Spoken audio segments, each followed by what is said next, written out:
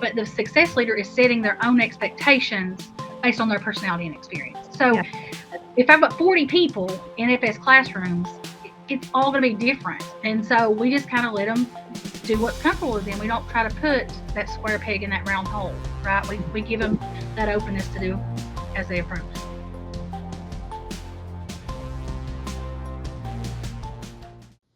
To another episode of Cap and Gown. I'm Rachel Phillips-Buck, VP for Student Success, joined today by our president, Matt Boisvert. Hey, Matt. Hi, Rachel. I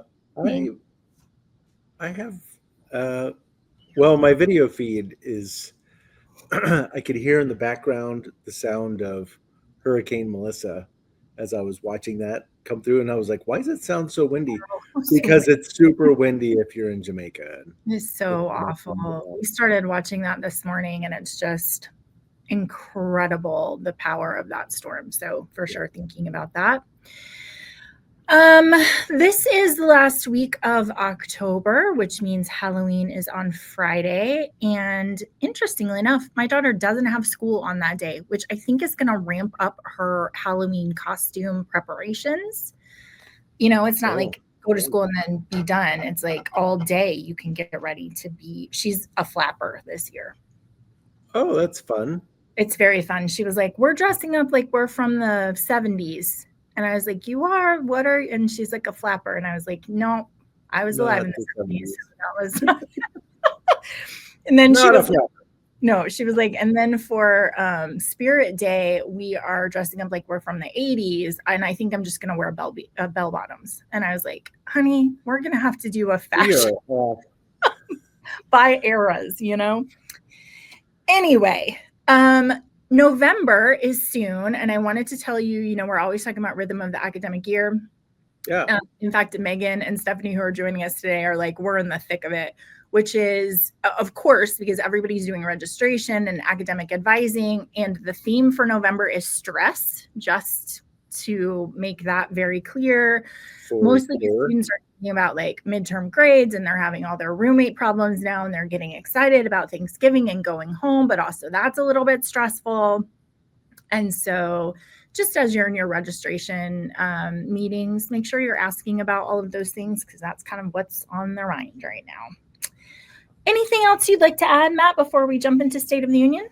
Well, I think I'm kind of related to the start of November is fall back. So November 2nd, Rachel, you get to change your clock. Well, you get to not change your clock, pretend like it's, 8 o'clock and actually 7.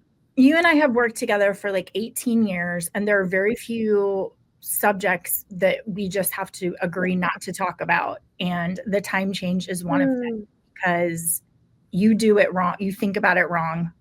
And I think and we always have conflict. Of course you think that way. Yeah, of course. You guys. I'm envious because, I love my friends at University of Pikeville.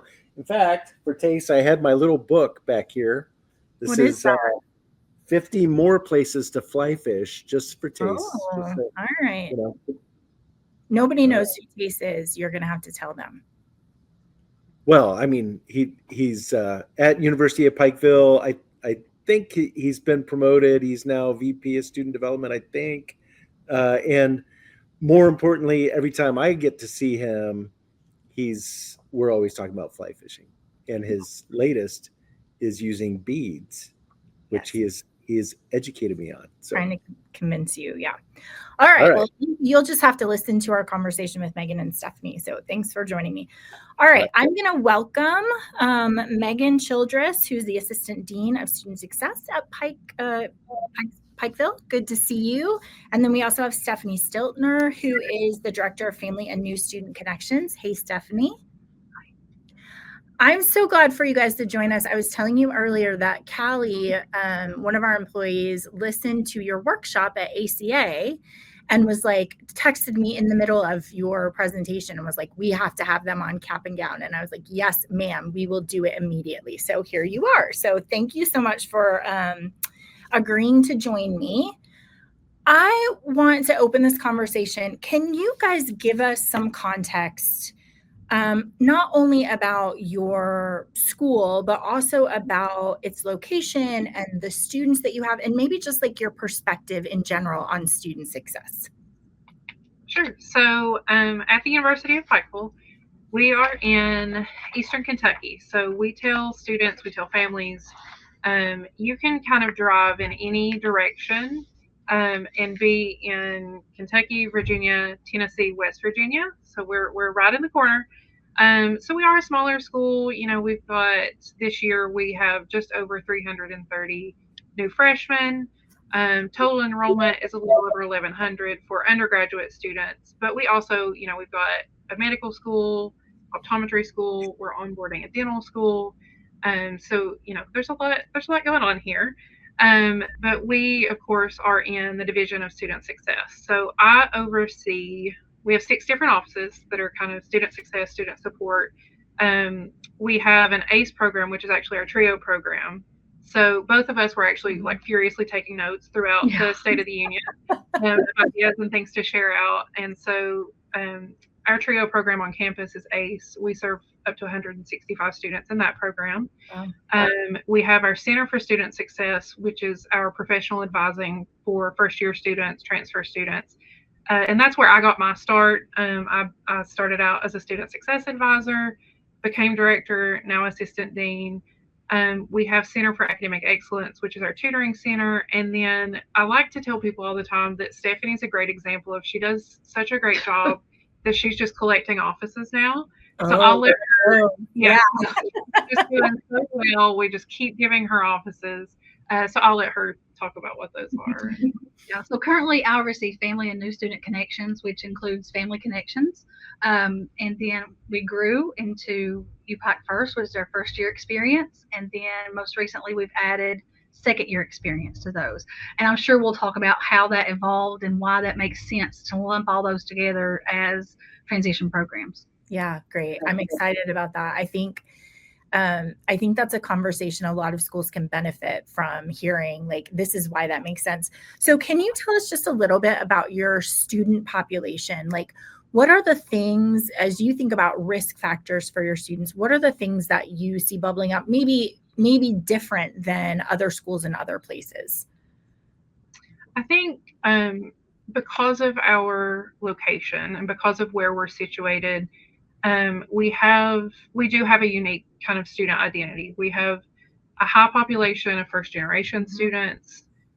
We have a lot who are Pell eligible. We have a lot who are here because they're student athletes. We're open enrollment. And of course, you know, that's a unique situation also. Tace, who Matt was talking about, he's my supervisor. And he would say that we're a school of opportunity. You know, so we do have students who come in. When I train advisors, I always tell them that one of the most difficult parts of it is that when you may have a meeting with a student right now who was a 32 ACT, came to our very first orientation session of the summer, does everything exactly when you ask them to do it, you know, they're following everything by the book. And then 30 minutes from now, you may meet with a student who is here on an athletic scholarship, who genuinely had no idea that college was even an option for them until 5 months before. And so, you know, you touched on college readiness and math and reading and things like that. And you have to be able to serve both of those students and anyone in between. And so really, I think that's the heart of who we are and what we do in student success. I think for us, for a school of our size, the amount of support services that we have and the staff that we have is incredible. It's one of those situations where for students, if they need support, it's there. It's just getting them to it. Yeah. It's not whether or not we have it. It's you know, getting them to use those services. Which is so interesting. I know that that's true about you guys, that you really do have a unique perspective on these are the students that we have. And so we just have to figure out what is that kind of scaffolding that they need, which I think so many schools could benefit from. You know, Matt and I always have this conversation with schools where they're like, we want different students. And we're like, too bad. You know what I mean? Like, you have the students that you have. And so what you have to do is become an expert in how to provide support for those students, instead of saying, but we want easier students, or we want students who are more academically qualified. You have the students that you have, and you've got to become an expert in that. So Stephanie, I know that you spent a long time in public affairs before you started this work. And I'm just really curious how that background has shaped your approach to building connections, not just with families, but also with students. Can you talk a little bit about that? Absolutely. You're aging me the way you said long there, Rachel. Yeah, I was also born in the 70s, so we'll just throw that out there. So all of that work, my backgrounds were in my degrees are in communication, my background was in public affairs. So all of that public information and all of that communication and event planning and organization and just making sure that you're giving a clear message to the right audience at the right time. Yeah. That's communication 101, right? And so now when I got to switch over to the student success side, I'm able to do that for targeted audiences, starting with families, right? So we talk about FERPA, that often comes up in family conversations, as it should, but I never share anything with families that even remotely relates to FERPA. My background is public relations. I share information that is on the website. I share who you need to talk to for answer this question is this person or this email, that sort of thing. So really, I'm just kind of customer service is really the biggest approach from that. And that just setting those expectations and keeping them informed, empowered. If they know what's going on and what to expect, they can better support their student. Because families, especially first-gen families, when students come home and say, I don't know what this email meant, or I got to sign here and click here, what does that mean? When I have sent families information a few weeks before and said, okay, your student will expect this email. This is the time of the semester where you need to register, file the FAFSA, whatever that is, they feel empowered, like, okay, let's pull that up and we can go through this together. Yeah. It's such a good point. I think I was just reading something the other day about these students tend to be more successful when they have that parental support. And you guys know the conversation not too long ago was like, keep parents at an arm's length. They shouldn't be involved. We're talking about adults, all of that kind of stuff. And I don't know when it happened, right? Where all of a sudden we're like, actually, if they have family support, they're going to do much better at this institution, which I really love. I was thinking the other day about, anytime you have your kids who are involved in something where you don't have the expertise to make a path for them. So whatever that might be, where you're like my daughter likes to play athletics. She's in athletics, and I did not do any of that. So she'll come home and be like, yeah, can you sign up for snacks? And I'm like, should I bake a cake? And I have to talk to Z, who did athletics, and she's like, Little Debbie oatmeal cakes, Rachel. And I'm like, oh, okay, thank you so much. But anytime you have that experience, right, where you're like, I literally have no idea what the next best thing is or how to guide you or what that means, just having that kind of communication is so powerful for families. So I love that you guys have that position. We've absolutely done that with Megan's a new soccer mom. I'm a volleyball mom. Sure. I don't know how to do anything except I can manage a concession stand. That's about my expertise, and I stay out of the way for other things. Yeah. Yeah, it's just helpful to have those wise people. What Rachel Elam actually said to me was like, please don't make this hard. They don't need like a creme brulee. They go to the store and buy Capri Suns, right? And just get the oatmeal cakes. Okay, thank you. I appreciate that. Okay, so I do want to talk about your first year experience. You have so many, what I would consider to be best practices, really well thought out practices in terms of who your professors are, how you manage that with cohorts, even how you've transitioned that into now second year programs. So can you help us understand, when we say first year experience on your campus, how did you come up with this intentional design, and what are those really helpful elements of it? Do you want to start? Because it's evolved and it's always evolving. So if you want to pre-game how we are now. Sure. So I guess some historical context. When I was an advisor and we were in kind of the in-between where we didn't have a director yet and wasn't open yet, I wasn't sure if I wanted to apply yet.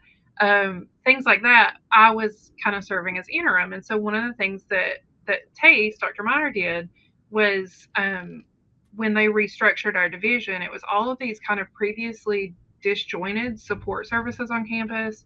And, I'm over here an advisor in Center for Student Success, and I'm in this building. And then we've got the ACE program over in this building. We've got tutoring center, over here. And then there's other people that we may not be talking to on a regular basis. And so that really unified everything. And not just unified, we were having monthly meetings and we were sharing out, because it's kind of like you were talking about, build each other's daily schedule. Then it became like, what are we all doing on a daily basis? Right. And we don't know, we're all in different buildings and we're all in our own little bubble doing what we do. And so originally first year, we had Center for Student Success. And at the time that was grant funded. It was a Title III grant. It was all focused on first year support. And so one of the things that became really clear with that was we really needed to have intentional first year experience program. And we'd had first year seminar that was called different things. And at one point it was in academics, and then it was in student affairs, and then it came to student success. And it was, like this person was a faculty member that got a stipend, but they were under student success. It was everywhere. Yeah. And so it started out very different. And then, like we said earlier, Stephanie was just doing so well. She's just collecting offices. So she's up, she's with us at this point. I become director, she's director, doing family connections. And it felt like a natural shift into, if Stephanie is already working with families, onboarding them, right, why wouldn't she also be involved in onboarding their students, so that there's that direct connection? She's up with the advisors in the office near ACE with all of these people. So it was kind of this natural, and it was also natural with second year, which I'm sure we'll talk about later. But it really became, I know that's a long history lesson, but it was everything was everywhere. And then it was very clear that that's not best practice, and that's not the people that are going to be talking day in and day out. And so, she's taken it and formalized it and made it intentional and made it consistent. And, I'll let her speak on how she did that. But from where we were in 2014 when I started and where we are now, it's like two different worlds. Yeah. In a group. So Stephanie, I do want you to talk about the specific pieces, but I just want to point out what you're saying. I always laugh about our students and this mindset that often exists on a campus, which is like, that's not mine. You do that. No, I don't know about that. What about that? Right. And if you said to students, like, you woke up in res life and then you went to the cafeteria and that's a different thing. And then you went to your classes and that's academics. And then you went to tutoring, but that's they would be like, I don't know what you're talking about, because that was seamless for me, right? I just went from one thing to the next to the next. And so this reimagining that you guys have done really is student-centric, where you can't say to a student, that's not us, go to that building. No, that's not me. I know I'm talking to your mom, but I don't know what's happening over. You have to really make that cohesive and say, we are not going to have these silos of information. We are going to have the student in the middle, and then we're going to do all of this work to support them in just a very comprehensive, collaborative way, because it doesn't make sense to a student to do it anyway else, right? It doesn't make sense to them for you to be like, I don't know about that. They're like, don't you work here? Yeah. So, okay, Stephanie, tell us a little bit about kind of the specific details of your FYE. I think it starts with our summer orientation program. We're bears, so we growl. So we gather for registration, orientation, welcome, and leadership. Our president rebranded that soon after he came here. So we have growl summer orientation sessions that we partner with admissions, right? So admissions gets them in the door, but student success, we are right there with them all along the way. So they bring them in and then we take them out, right? So, and we have a great onboarding team. Our growl/bear pause team. So bear pause is our clearance process. Like, you have to pause before you go through the process. I know it's funny. Nice, I love it. It's a bad papaw joke, but they laugh at us. We love a pun. They laughed us out of their feeling sorry for us, I guess. So we have those references. So we have a good team there that's involved with admissions, international student offices, residence life, business office, financial aid. registrar's office, that sort of thing. And we meet year round.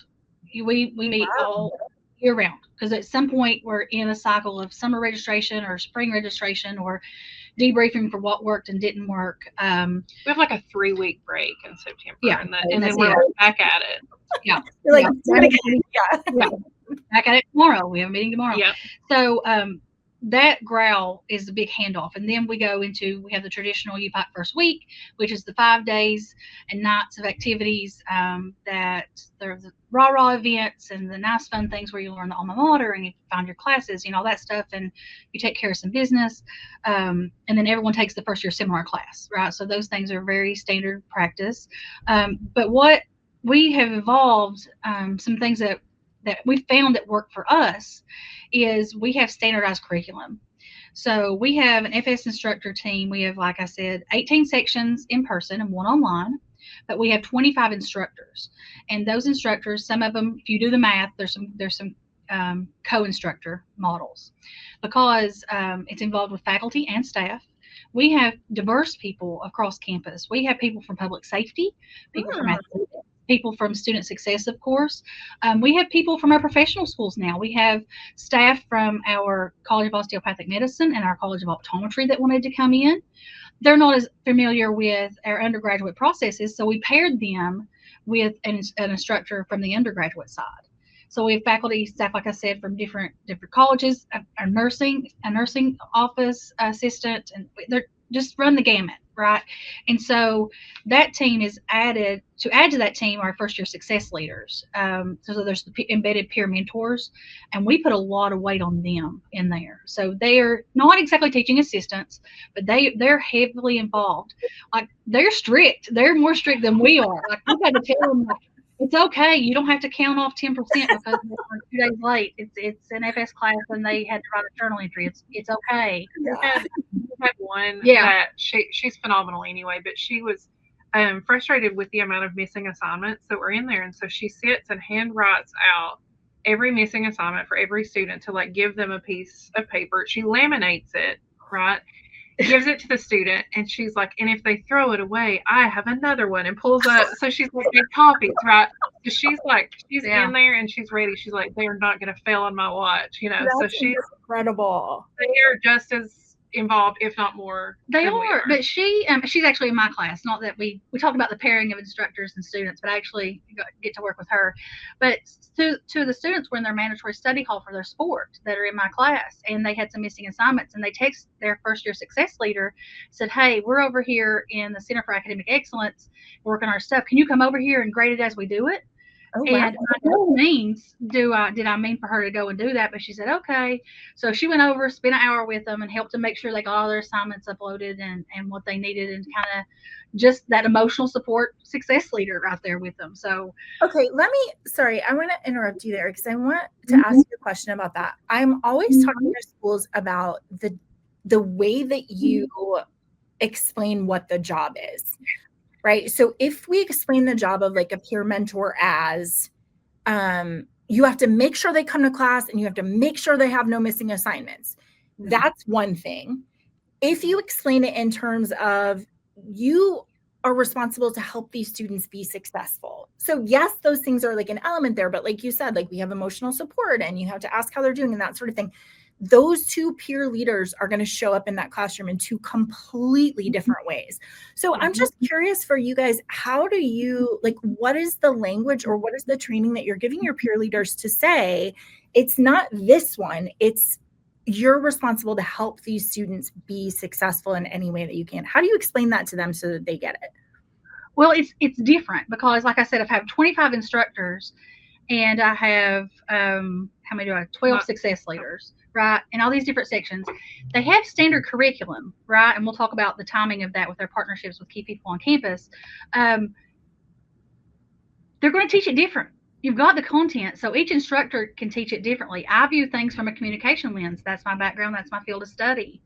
Another person in our office, our assistant director, is a psychology background and therapist background. So she does that counseling kind of approach. Our chaplain, I can go on and on. So they have the content and they deliver it in their way. And the same with their first year success leaders. They deliver the content and the information and the support in their different ways. Some are more engaged than others. That's just how it is, right? And some of them, because we do it through campus employment. So they're doing this on top of their classes, their other work study, because some of them have multiple positions, because this one isn't as intensive hours wise. Yeah. They're student athletes, they've got everything else going on. So it varies. And so we tell them to bring your personality in, and they're just involved in different levels. But they've surprised me with how much they've given it and how much attention, and how they know the students. The students will text them, like, if they don't tell me they're missing class, they'll tell the success leader, sorry, I'm missing class because something happened, or I'm out of town for athletic travel, whatever. So they're communicating with them a lot, but the success leader is setting their own expectations based on their personality and experience. So if I've got 40 people in FS classrooms, it's all going to be different. And so we just kind of let them do what's comfortable with them. We don't try to put that square peg in that round hole, right? We give them that openness to do as they approach. It's interesting too, because, all of those different approaches are going to resonate with different students. So there's going to be students who are just missing that in other relationships. And then they're like, oh, what you're doing makes sense for me. That's what I need in my relationship constellation. So I love that. Okay, keep going. Keep telling me about FYE. Well, the one thing I want to kick back on what Megan said, not kick back, that sounds like I'm going against you. Let me go back to what, I'm not going against you. Go back to what Megan said of our population. We will have students who are like, I didn't think I was going to college until I got a scholarship last week, and I'm here, I'm moving in, I just learned this, here's my family, and, we're here, right? And so those last students that come in, and then we also have the people who are ready, they're on the fast track to go into our scholars program for the College of Optometry or College of Medicine. So they have a plan and they know. And these students are in the same classrooms for FS 102. We got a mix of everything. So not the cohorts, there's not cohorts themselves as far as who is in the room. Except for one. So I will add, we tried one year to do cohort based by program. And that for us was not ideal. Because we have our professional programs, our medical programs, we have a lot of students that come in and they're like, I want to be a biology major or biomedical sciences or chemistry, things like that. And it's not always the right fit. And what would happen is students would be in that section of FS, change their major, but then that cohort is so focused on that they then kind of feel a little isolated after that change happens. And so we moved away from that. So the only one that we still have is actually for our ACE students, those TRIO students. And it's because it gives them extra support. It's taught by folks from TRIO. So it's actually giving them extra face time with that group of students. And that does work incredibly well, but it has nothing to do with our program, anything like that. So if they change a major, change an advisor, change whatever, that doesn't change for them. So that's the only cohort that we have currently that we've really seen a lot of success with. Yeah, I love that so much. We're always talking about anchor points. And so what happens if you're anchored to your major and that's the same as your first year experience, then when you unanchor from your major, you also lose that anchor to FYE. So if you can make those two places, like you're anchored to your major and you may change that, but then also you have this other thing that keeps you engaged. I think that's really smart. Okay. So I want you to talk a little bit more about FYE, and also if you, at the end of that piece, if you'll talk some about the do's and don'ts, kind of the things that you've learned as you've been building that iterative program, that would be great. But keep going, Stephanie. We talk about the intentional design and strategic partnerships. That has been absolutely key, because we're giving them the information they need to act on at that time. Because we could easily tell them during summer orientation, which starts as early as May before they even come to class, oh, when it comes time for FAFSA, you have to click here and do this, or when you finally get access to your student planning, you'll have to go in and click this on page 3 and tab 4, all that sort of thing. So we give them that broad overview during the summer, of course, and of course it's in guides and everything, we have it, but we are in the classroom the academic advisors are in the classroom. Our business office and financial aid staff are in the classroom when it's time to go in and accept your aid. Go in and look if there's any holds on your account. They have a worksheet they fill out with them. Our she's assistant vice president for business affairs, and she goes into every FS classroom, and our director of financial aid. They give up that week and a half's time to go in every single section and talk to students, and they take those worksheets back. She not only gets the worksheets, she grades them almost, like to make sure, like, did they understand what their balance was? Did they see that this truly is that? And we return it back to the student, so there's no surprises, right? She also uses that whenever families call and say, my student didn't know they had to accept this aid, or they didn't know. And she's like, well, I was in their classroom on this day. Yeah. And so they do know. They may not be aware of that's what we were talking about that day, but I promise you, we're telling your student what they need to know when they need to know it. I love and that. that is strategically timed. She went in 2 weeks ago when they did that to clear their accounts, make sure their holds are off. They didn't have any parking tickets that were preventing them from registering. And then Megan and her team came in just last week to talk about student planning.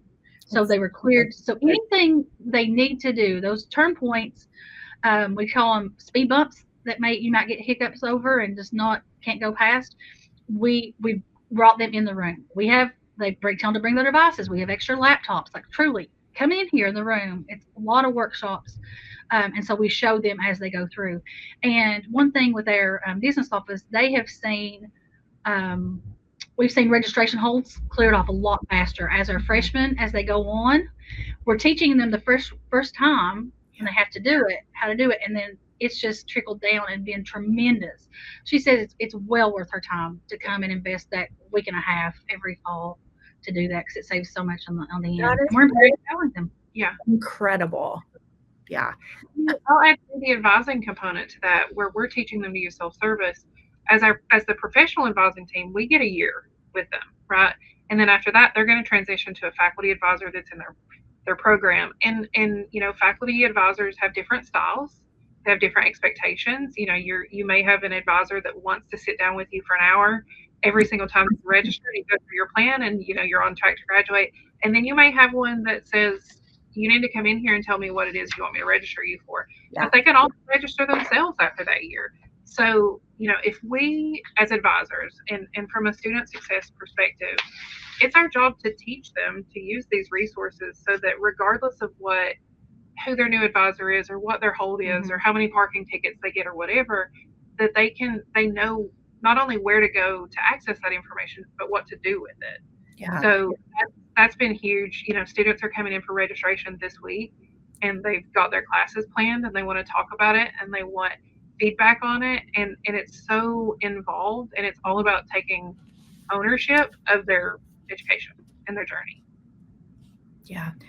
It's such a good example of teaching them to fish, which I really love. And it's also such a great example of upstream thinking, where it's like you can keep meeting with students who don't understand what you need them to do.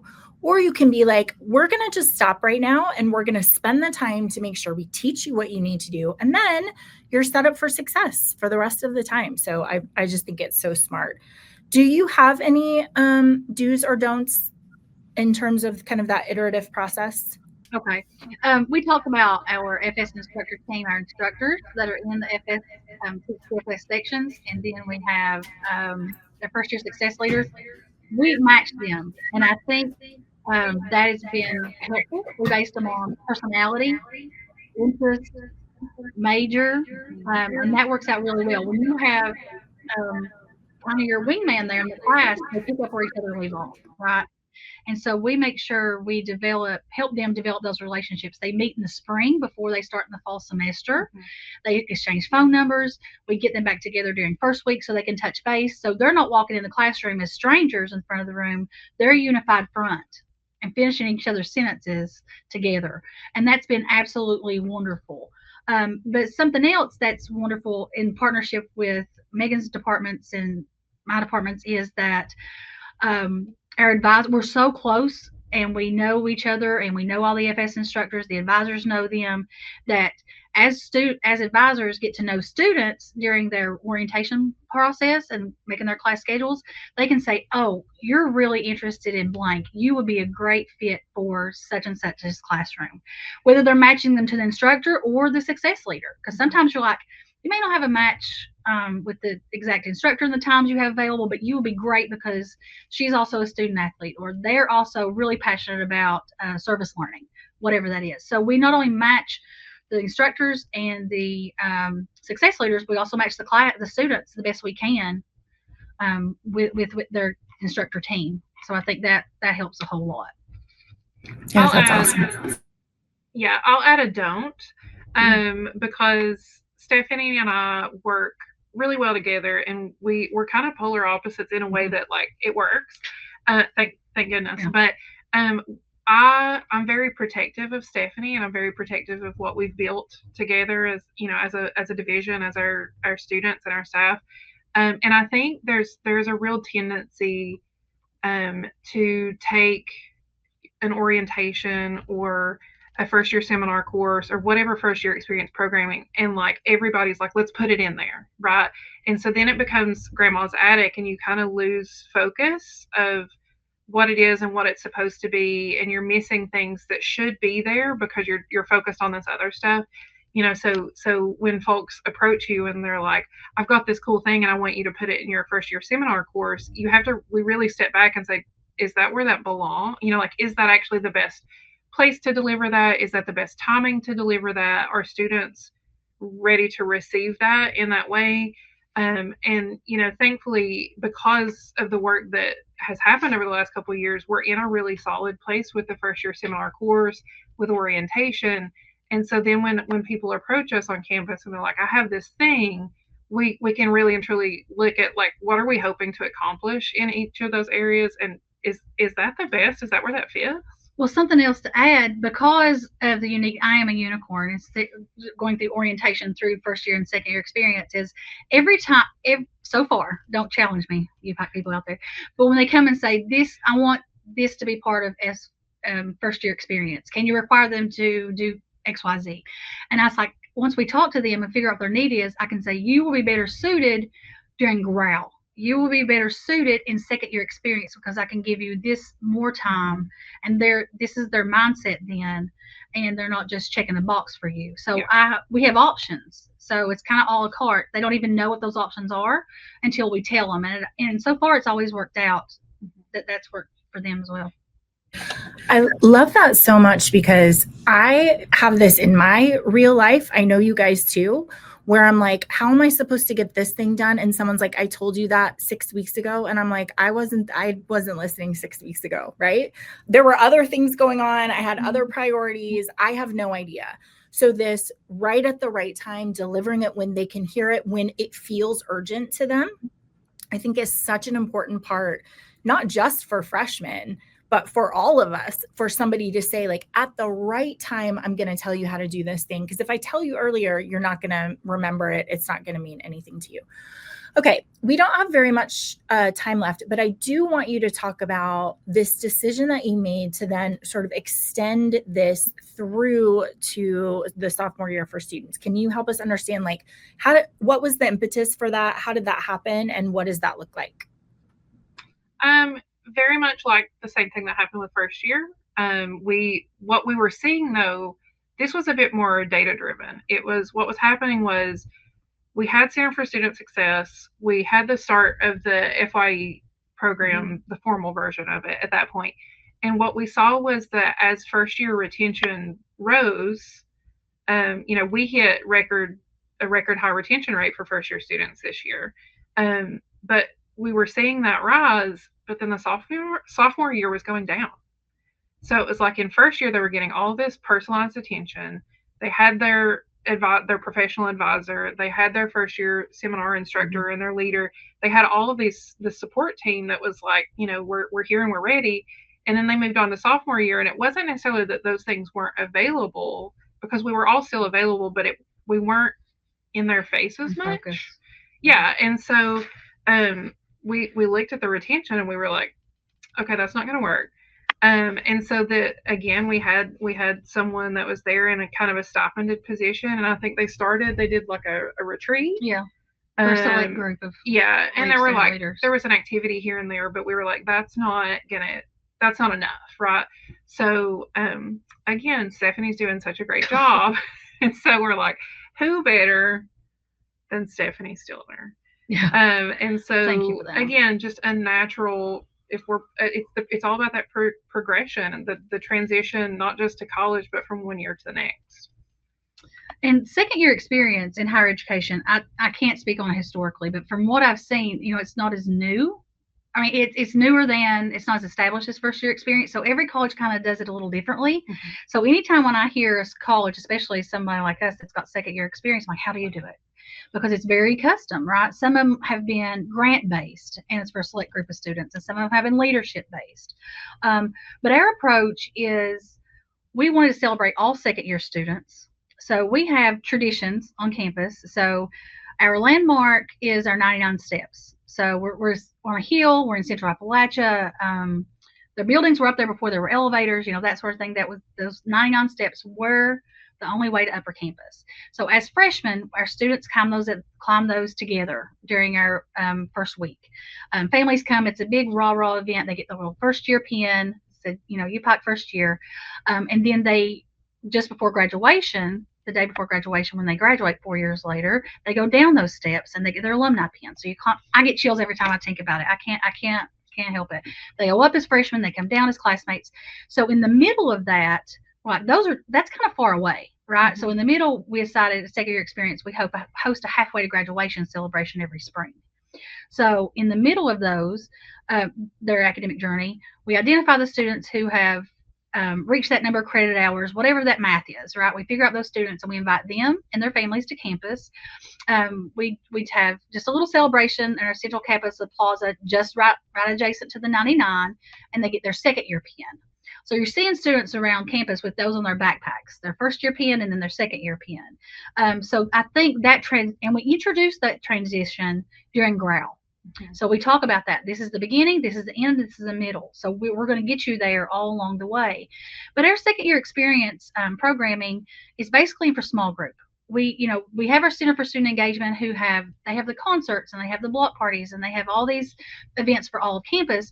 We are trying to establish connections and belonging and help you find your people, right? So I have a team of second year success leaders that host small group events. They'll work with the faculty and say, hey, Dr. Hess, can we meet Tuesday after class? I've got 10 people from your biology class or chemistry class that want to know more. Let's just go over and we host coffee with them. Or we have lunch with another professor, or we do a paint and sip with somebody else. So they find their people and whatever those interest things are. They've done things like build Legos, mm-hmm. but they've made these small cohorts that you don't necessarily get in other ways, right? Because we're feeling it's a little small gap, but it's still a gap, because we've got commuter students and residential and athletes and non-athletes, all those kind of around. But they're making those connections with hobbies and fun stuff connected to their faculty, and they see them outside the classroom in a different way, just humanizing them and making them more approachable and relatable. It's so good. I'm reminded of the book, The Art of Community, which you guys have taken all of those things about rituals and symbols and language and spaces, and here's how we say, and talking about the future, right? All of those things are ways that you say, we have this community and you're part of it, and here's that journey that we are going to forecast for you and then walk alongside with you as you're successful there. Okay, I have one last question for you, and that is, every campus is different. Every campus has different students and they're in a different location and they have different needs and different things going on. But can you talk about, just in general, your philosophy as you have built all of these different things for students? How are you thinking about those things that might be transferable to another institution, even if they're wildly different than you? Can you just help us with that? I think for me, I think the first step is always listening. I think it's you need to be in touch with who your students are. whether it's at a school like ours, whether it's a a much larger university or a school that's not open enrollment, or whatever that looks like. If you aren't listening to the students and what the students have to say, I don't know how you advocate. For us, and we talked about, like, we have the growl committee and the bear paws committee and things like that. When we've listened, it's helped us identify those barriers, those speed bumps that are causing issues for students. And when you're student centric, obviously you want to remove those barriers, or at least figure out how to help them through them. So for me, it's listen and advocate. If there's a process that isn't working for a large group of students, maybe we need to figure out what that is, and how do we do that different, and how do we hopefully eliminate the barrier, or at least make it easier, or educate them on how to go through that. And just meeting students where they are. I think you have to figure out what students need. The students of this year, I feel like every year, each cohort of students has their own personality, their own quirks, their own interests, their own, whatever. But if I sat here and said that the students that were here when I came to work here in 2014 were exactly the same as the students from this year, that's not true. But if I still pretend like they're the same, then that's a disservice. And so, I think you have to listen, and you have to advocate, and you have to look at what those barriers are, and use, if you're collecting data and you're not doing anything with it, that's also a disservice. So we use the CSI, we have surveys that we take during growl, we have different things, and it's like, if I'm going to ask you to fill out a survey, it's because I want to do something with that information. And so sharing that out with campus partners who need to get that data and need to do something with that data, I'm going to send that all day. And so, like, it's not something I need to hold on to myself, and it's not something I have to figure out myself. I want to work together. I want to work in a community. I want to work in a group and talk through, how do we help? How do we do something different? How do we do something better? Because we can always do something better. Yeah, Stephanie, I'm going to ask you to respond to. I just want to say about that, it's like we were talking about before, like, my students should be able to, but if a large portion of them can't, you're not allowed to say, well, they should learn it. You have to then figure out, what are we going to do in order to make a way for them to be successful? And that idea of I don't know what's wrong with them, but they can't, right? Versus this idea of, well, if they can't, then that's a gap that we're going to have to figure out how to bridge so that they can be successful. I actually think is a different attitude than exists a lot of times in some offices, right? In some offices, it's like, I don't know what's wrong with them. They never whatever. And you're like, if they never whatever, we've got to figure out what to do about that. Stephanie, what's your reflection? I obviously back up everything that Megan says, but communication is key. Communication with your students, and then obviously communication with your peers on campus and different offices and things like that. So offices don't know what they can't fix. If there is a problem that accessibility or whatever that is, we've got to make sure that give them a chance to fix it, right? Mm-hmm. So communication is there, but also customer service. And customer service, I think part of that is setting expectations. When people know what to expect, they're empowered. You know what's going on, and so we end I think I am most meetings, and every growl session we end with what's next, right? That's a West Wing reference that I love. I have to throw that out there. That's my favorite show ever. But what's next? You're always like, okay, I've done this far, and then what happens now? So you know what's going on, and you're not hit by surprises. Same with families, like you said, if they know what to do, you're empowered, or at least know how to find out that next information. So just setting expectations and empowering them with that information. Simple as that. It's not simple. It's so good. Sorry, but that is really refreshing to me, because I think sometimes in our institutions, customer service feels like a dirty word. It feels like a thing that we shouldn't be talking about. We shouldn't be aspiring to. We shouldn't be trying to figure out how to do that really well. And I think there are a lot of reasons for that, some of which I understand. But I also think the freedom that institutions have had maybe historically to be like, I don't have to serve my customer. I'm going to set up what works for my office and for me and for my schedule, and they're just going to have to figure it out. We don't have that kind of freedom anymore. Like when you think about all of the stuff we talked about in the State of the Union, students are going to choose schools and stay at schools and graduate from schools who understand the importance of customer service and feel like they're important and like you're committed to helping me be successful. So I just think it's so refreshing to be able to talk about that, because oftentimes people are like, don't say that word. And I'm like, those words. And I'm like, we have to make that a norm. I think especially for smaller revenue, like tuition-based campuses, we just have to start talking about that. So you guys, thank you so much for joining me. I think we probably could extend this conversation for several hours, so I may invite you back so we can talk more about all of the great things you're doing. But I just, I always reflect after I have guests, like, would I want my daughter to go to that school or would I not? And so I'll send her to you guys. You can help her out. We have some time, so don't worry about it. But thank you so much for joining us. Really appreciate it. For all of our listeners, we're not going to be back next week. I will be at CIC in Indianapolis. So if you're going to be there, come and see me. That will be really fun. And then the week after that, we're going to have Dr. Sherry Woosley on to talk about whatever our hearts desire. So join us then. You guys, thank you so much for joining. Bye. Thank you.